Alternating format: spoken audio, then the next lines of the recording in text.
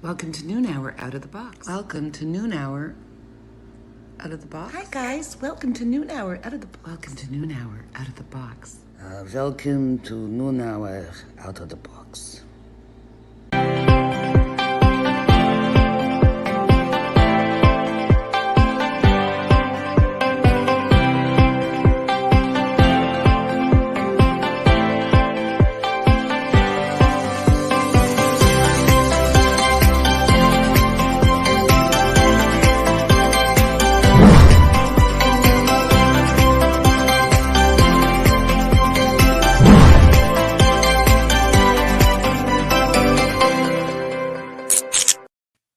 Good afternoon, everyone, and welcome to Noon Hour Out of the Box. We're back in black and in white. I'm Robert DeLasso. I'm the co-host of Noon Hour Out of the Box, and here is my lovely co-host, the incomparable Esther Brzezinski. Hey guys, so happy to be back. And I just want to thank all of you for your loyal support. And of course, to our producer, Jenny DuHaime, who makes all this happen. And to my fabulous co-host, Mr. Robert DeLasso.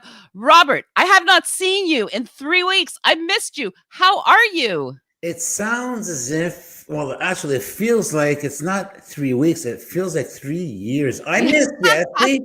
Oh, thank you. I missed you as well. And I'm really, really excited about today's topic. But I just want to give a huge shout out to Fernando Renzo. It is his birthday today. Happy birthday, baby. Happy Yay. birthday, Nando. Hey, folks, show Nando your love. Nando is not only a partner in crime for Esther, he's also the producer of Esther's Breeze. Yes, we will be back. Yes, right?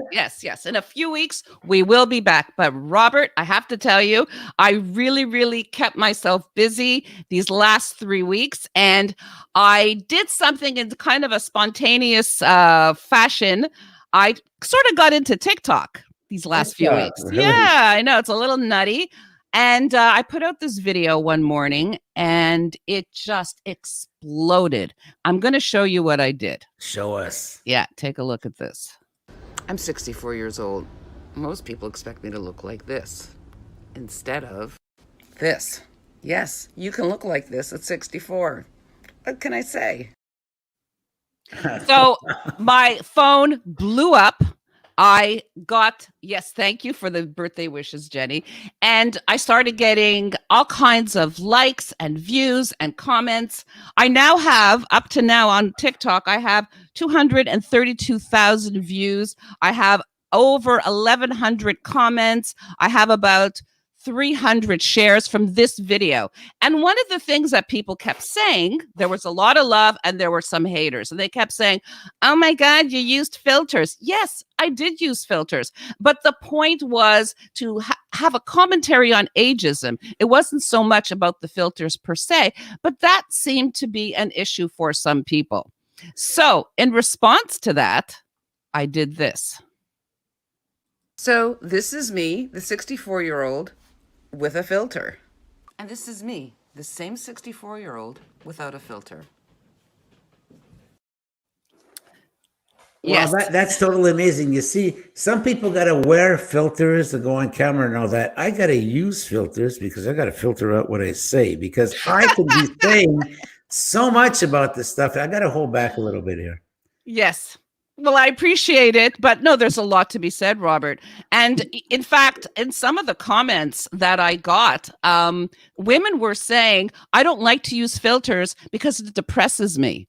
And this is actually a phenomenon that we're seeing now, is that people are actually getting upset because they can't live up not only to the appearance of actors and influencers that with their filtered appearance that seems unattainable. It's now their peers and themselves, their own filtered selves, that they're having difficulty accepting, and that is becoming unattainable. Well, I'm going to tell you something. Anyone who's out there putting out filters to be going on social media, to go on camera, you are lying to yourself because you know why?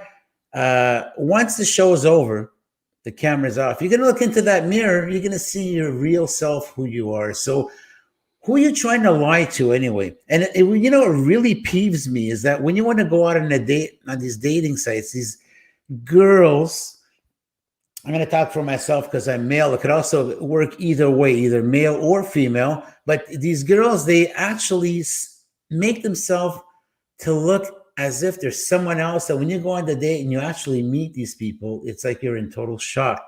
And I think you have a picture or two relating to that. You also have a video that's very interesting that you showed before we went on the air. Yes, so I wanted to show. So there were several influencers who got together and decided that they were going to start showing themselves unedited, unfiltered, and unphotoshopped as well. Yeah. So here is one. You can see the before and after. Now this is a drastic difference. Now, come on, it's not even the same person. He looks like Sailor Moon. Yeah. I mean, beautiful both ways, but completely unrecognizable. Now, she also works with this woman as well. And they're, sweet looking girls, but that's not what they look like at all. This is their actual appearance. It's shocking. Quite a difference. It is shocking. Yes. So it's not even about their face, but they even altered their body. They altered their appearance to be totally unrecognizable. And there was an influencer from the UK called Emily Clarkson, who also came out with, hashtag unfiltered.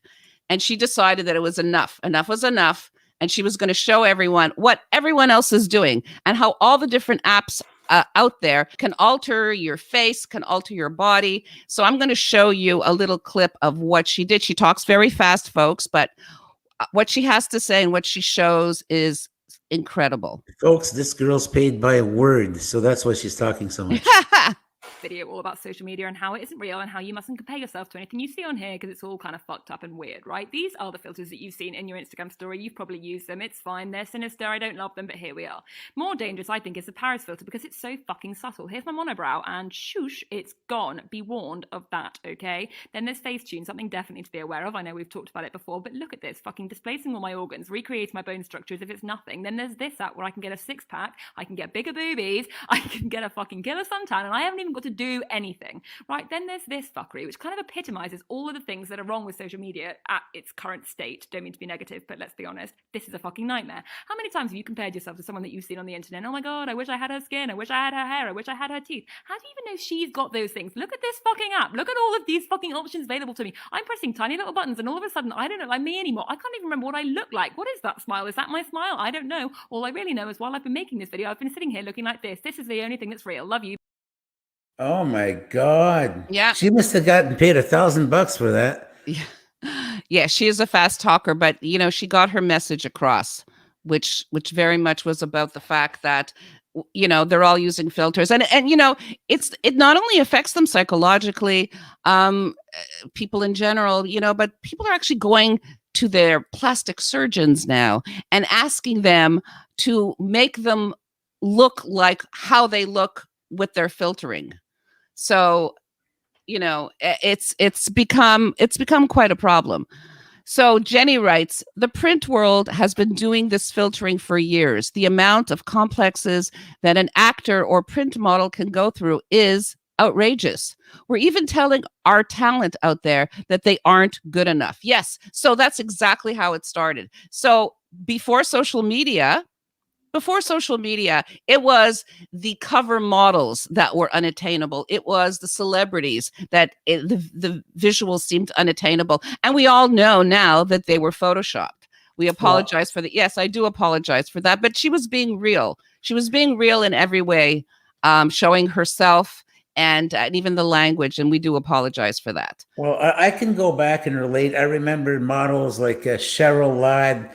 I don't know if the older audience will probably catch on to what we're saying. Even today, they were touching up these pictures, making these posters and all that, making the girls filtered. It's to sell. Yeah. It's marketing. They're going to sell a lot of those posters. That's the whole idea. And, again, like I said earlier, during the last 18 months, we are more on camera, via Zoom and Face Chat and all the other apps. And what they saw was, and I'm going to go back to Sorry for that glitch. Yes. So what they saw was that app Facetune, and there's also Facetune 2, the usage increased by 20% at the beginning of the pandemic, because people were suddenly on camera and suddenly they were not happy with their appearance and they were filtering themselves. And Facetune can very, very much alter your appearance. And they even have the top 5 selfies. I'm not like encouraging it. I'm just letting you guys know what's out there that can actually alter your appearance. So there is Facetune 2, which actually edits selfies in real time. There's Retrica. There's Snapchat, which is the one I used for my videos. There's Cam Perfect, which actually glamorizes your photos. And this one is disturbing. Perfect 365, which they say is best for vloggers, but that is the one that alters your body. So, and it's not only in photographs, but it could also be used in film as well, in video. So, don't believe everything you see.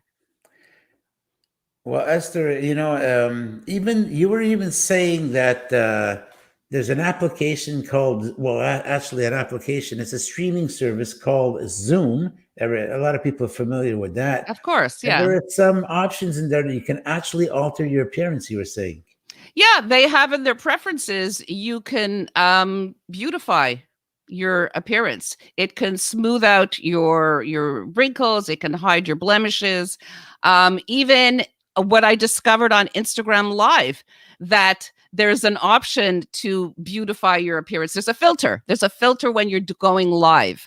In TikTok, I discovered there is also a filter that goes on automatically when you go live. Okay. So I actually tried the live function, and you actually need 1,000 or more followers to go live on TikTok. I don't know why that is. So I tried it, and it automatically goes into filter mode. I didn't ask for it. So I was trying to figure out how to unfilter, and I couldn't even find in the preferences how to unfilter my appearance live. So what does that have to say? Well, like, what does that say, rather? I'm going to tell you something else. Yes. You don't even have to go through any of this trouble of filtering whatever, because you look absolutely dazzling the way you are. You know what? I keep saying it, and I'm going to say it again. And you make no effort to hide your age, right? No, not at all. I'm 64 years young, and I'm proud of it. You know what? You could easily be a 44-year-old woman, and nobody's going to know it. That's kind of you to say. But the whole point, this all started with the fact that I wanted people to know that it's not about your chronological age, that even though I'm 64, it doesn't mean that everything, my life is over and I can't do this or that. In fact, as we all know, and I've talked about it many times, I've sort of reinvented myself in my early 60s. So, age is in fact a number. And I use the quote of age is not my cage, which is very important. It's an important message, I believe. And I used a filter to get that message across, to show a filter that actually ages you and talk about the expectations of society. And in fact, this is how I look. And then, of course, I got all this hate response about the fact that I use filters in both. And then I came clean and said, well, this is what I look like without a filter. Well, you know what? Good on you for taking the bull by the horns. And, you actually did something constructive with these filters. You actually put out a point out there, which is absolutely true. Good work, Esther, both to you and Jenny. You girls are absolutely amazing. This is an amazing subject today. Really enjoyed talking about it because you know what, Esther? It's that awful time once again. Yes, time went by so fast. We had a lot to say about this, and perhaps our next episode will be related. Maybe we can talk about plastic surgery because there's a lot that is an offshoot of this need to filter. And Michael Anker says, as a young person myself, obviously there's a lot of pressure to look a certain way. I never use filters. I'm fabulous as I am. I love it. Thank you, Michael. He's Very right. good. He's Good got on the you, right Michael. attitude. Good on you. Yeah, you're absolutely right. You got to accept yourself the way you are. And like I said, you can put the filters you want all day long. At the end of the day, when the filter is off and you face yourself in the mirror, the reality is there. You are who you are. Moral of the story, learn to love yourself, accept yourself as you are. Yes, live your life unfiltered. Oh, that's well said. Hey, by the way, a Rosh Hashanah to you and all our Jewish friends. Yes, Rosh Hashanah. Thank you so much. Folks, thank you so much for tuning in to what was a really, really nice show. And don't forget, we accept all of your suggestions for our show. Don't be shy. And what's a little segment we had there, when they rant a little bit that we had on our show? What's on your mind? What's on your mind? Yeah, we'd love to hear from you guys. So, folks, send us your videos. Don't be shy. You could DM either Esther or myself, and listen. If it's a purpose, we're gonna use it. Absolutely, love to hear from you guys. Esther and everybody, thank you so much for tuning in. We'll be seeing you next week, same time, same place, here on Noon hour out of the box.